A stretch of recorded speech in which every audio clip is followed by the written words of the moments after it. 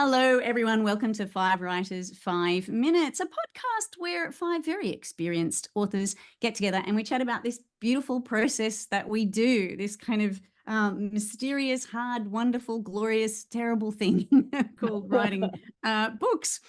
My name is Deborah Abella. I'm Sarah Armstrong. I'm Leanne Tanner. I'm Maryam Master. And I'm Zanny Louise. And as you heard there, we are joined today by our special guest, Maryam Master, which is so lovely to have you here. Maryam is an author, a screenwriter, scriptwriter, and has produced such beautiful work, including Exit Through the Gift Shop, No Words, and more recently, Laughter is the Best Ending, which is beautiful. They're all beautiful. So today we are going to be talking about how do you know when a story is finished? And I've been thinking about this one a lot and wondering kind of what to say about this, because in a way, I think endings are hard, right? Endings are really, really hard.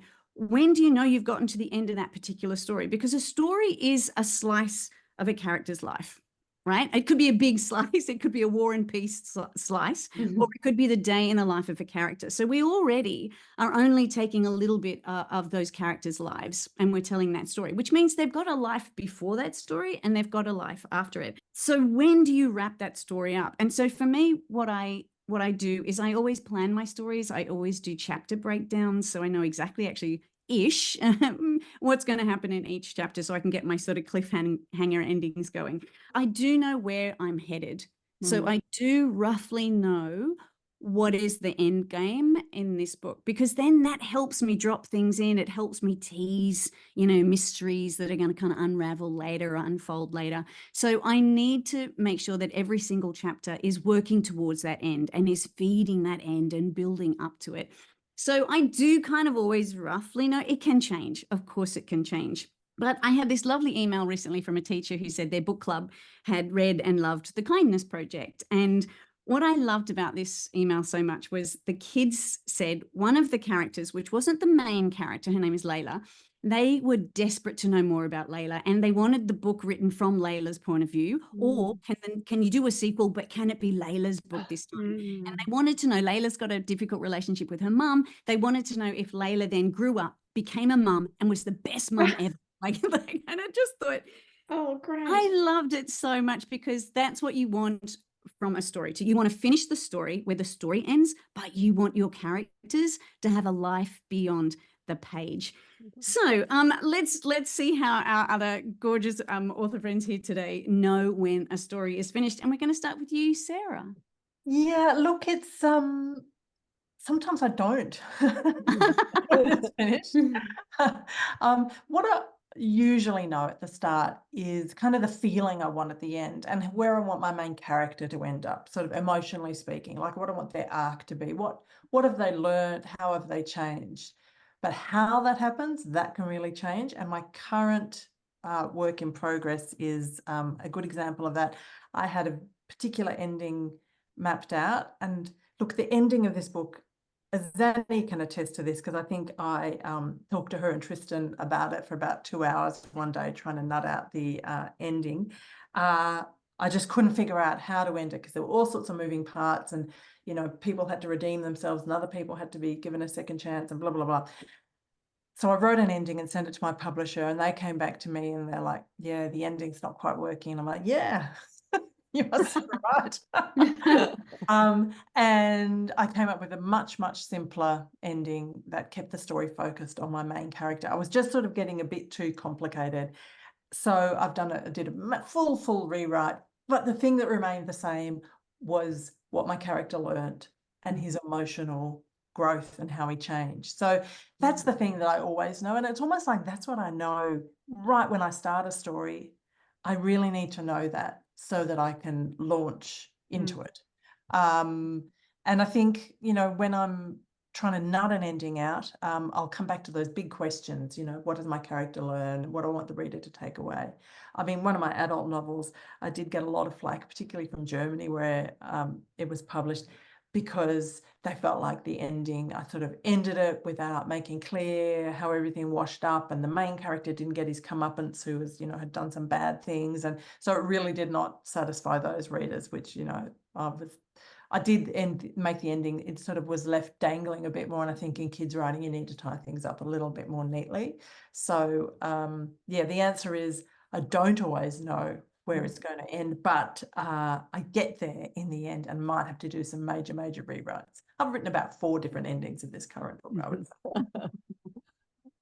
Look, I actually interpreted this question differently from how you two have. So I am going to go off on a complete tangent and follow the direction that I interpreted it as. I kind of thought of the question was, how do you know when you've finished writing the story? How do you know when the story's done and you don't need to do any more drafts? You know, Oh, right. that Yeah. was kind of how I interpreted it. So, and so I'm going to talk about that because I think that is really hard, you know, knowing when you're actually done and when you don't have to do another draft. That is incredibly difficult. And I find that it's really hard to know unless I take time away from the story or I show it to somebody else who I trust as a reader. You know, so many times I think something's done and it's not.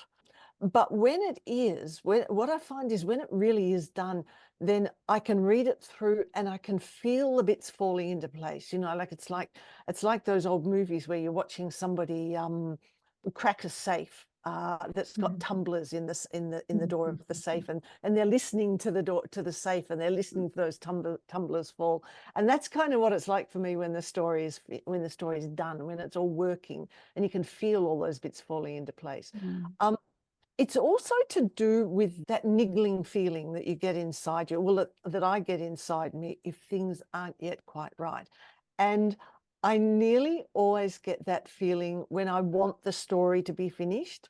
And I really, really hope it's finished, but there's some tiny part of me that says, no, Leon, it's not done yet.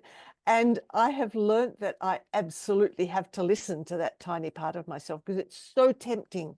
It's so absolutely tempting to not listen to that and to go, no, it's done. It's done. Don't have to do anything more. But I have to listen to that part of myself. And listening to that part that says, no, there's something that's not working yet. That for me is a huge part of finding a successful story. So yeah, look, Maryam, I don't know which interpretation you're going to take of this, but just feel free. A little bit of both. I think a little bit of both. Fantastic. You know, it's funny. I kind of do like to see the end in the beginning. So, if, you know, and again, you know, I've only written 3 books, so I can only speak to those. But for example, in the second book, No Words, you know, with the character who does not speak, he has no words. I knew that I have to get to a place where this kid who has selective mutism and cannot speak will stand up in front of the whole school and do a slam poetry thing, right? So how will I get him there? So I knew that. I set that impossible thing in my mind. I thought I could see it. I had to get there. And then, you know, the rest is kind of figuring out how to achieve that. But I feel like it's also very instinctual. Like I feel like it's I don't know if you all have really good washing machines. I have a very old creaky washing machine, and when it's coming to the end of the cycle, it just makes a sound like you go, oh God, okay, here we go. You know, it's you know, like it starts to shake and move, and I know we're coming to the end, and it's kind of the same with the books. I'm like, when I'm getting to the end, I'm like feeling it, you know, I actually feel the momentum, and, you know, it sort of speeds up. And I think there's something to that. I think that feeling of not outstaying your welcome is important to kind of get off the page when, you know, when your gut is telling you, leave it alone now. So yeah, there's a little bit of madness and a little, you know, bit of method, and there's a little bit of madness. So it's sort of a combination of the two. Oh, I love that, Mary. I'm always going to think about your washing machine now. When I really need a new washing machine. It's time. Well, it's made a great analogy. It will live on forevermore. Yes. Well, like you, Lee, and I interpreted this question more to do with when have you finished, you know, the piece of art in a way, because having done art at school, you know, there was always this moment where you just put too much oil painting on the you know, and you wreck the whole thing. And I think, you know, there is this trepidation caution always when you're working with something that you don't want to muck it up to the point where you've ruined it. But like a lot of you guys are saying, I think a lot of it comes down to gut instinct and listening to that little voice. And I have over the years learnt to trust it more and more and to hear it and, to pay attention. So I think it is, in a previous episode, we talked about creating space for our stories. And I think by creating space for your stories and your creativity, you put yourself in a position where you can hear that little instinctual voice whisper to you, I think it might be finished now. Time to step away, away from the canvas.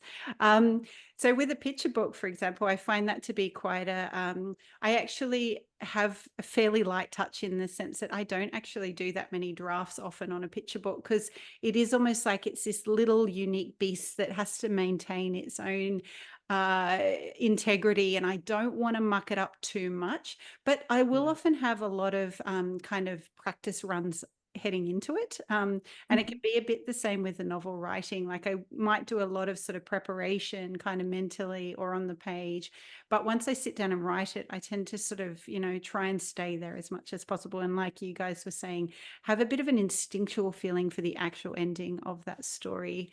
But I do have a bit of a method in terms of editing. I know I have to do like my read aloud. I have to read it in my Kindle a few different times. Then it has to go to my critique group. They have to be happy with it. My critique partner, my agent, so there are definitely steps I have to tick along the way as well. So yeah, it is a bit of a combination. That's so funny. I had no idea this could be interpreted in both ways, but I love that we've done this. So how do you know plot-wise your story is finished, but then how do you know drafting-wise your story is finished? For me, the drafting bit is when the story is finally due and it goes to the printer on Monday, because I can fiddle, and I can always change that word. And so I hope that was helpful. I hope hearing all of our different perspectives and experiences in this has been good for you and giving you something to think about going into your own writing. And thank you again, Maryam Master, for being our very special guest this week. Thanks. We are a podcast and a YouTube thingy, and we will see you next time. Thanks, everyone. Bye. Bye, everyone.